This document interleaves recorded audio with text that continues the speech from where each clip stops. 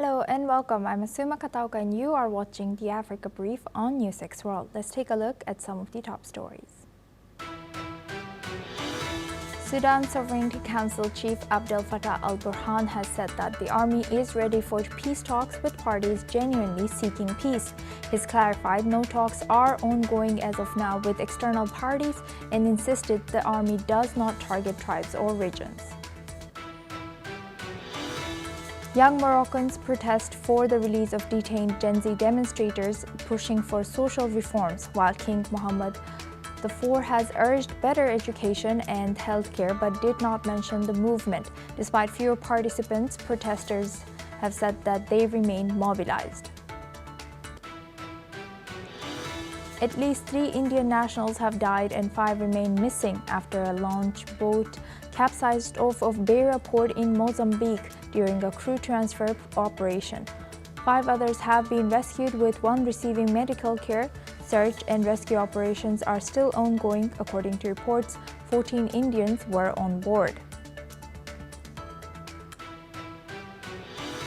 Colonel Michael Randrianirina, who led a military coup in Madagascar, has been sworn in as president this week, vying to restore democratic governance.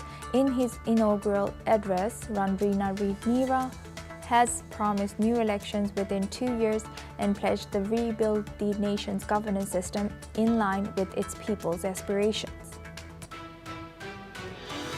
South Sudan's People's Defense Forces have released child soldiers in Western Equatoria as part of ongoing efforts to end child recruitment, according to the UN mission in South Sudan. Brigadier Akesh Makar and DDR officials have vowed to monitor the children's reintegration into civilian life. South African ICJ lawyer Ziad Patel has urged global action to enforce the ICJ's provisional measures against Israel, calling for sanctions, divestment, and an end to military cooperation with institutions complicit in Palestinian land seizures, stressing that real changes requires political will, domestic legislation, and international solidarity. Israeli Prime Minister Benjamin Netanyahu has declared that the war in Gaza will not end until Hamas fully disarms and the territory demilitarizes. His statement comes as Hamas handed over the remains of 2 hostages yesterday.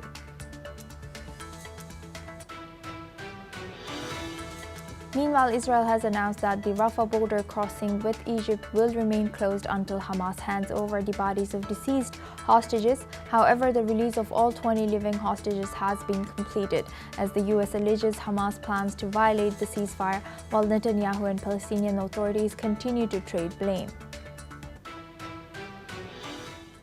Now we start with Sudan. Sudan Sovereignty Council head